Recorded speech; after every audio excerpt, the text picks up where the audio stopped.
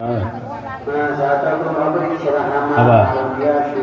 तिल र तुलसी पत्र, तिल लिनु हातमा, तुलसी पत्र पनि लिनु, अलिकति उठाउनु, अलि निकै उठाउनु।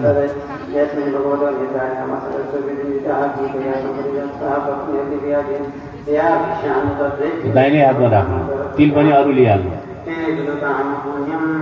ल अब त्यहाँ माथि यसरी चढाउनु, दुवैजनाले गर्नु।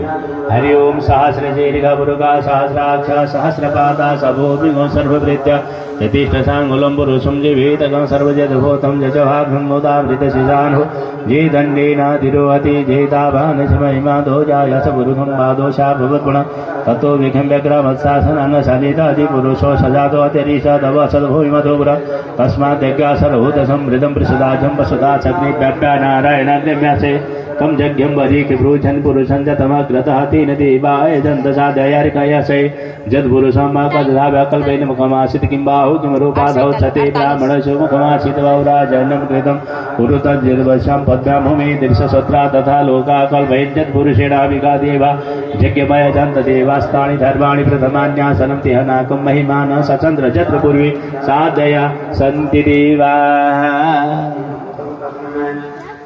आभूषण श्रृंगार का सामान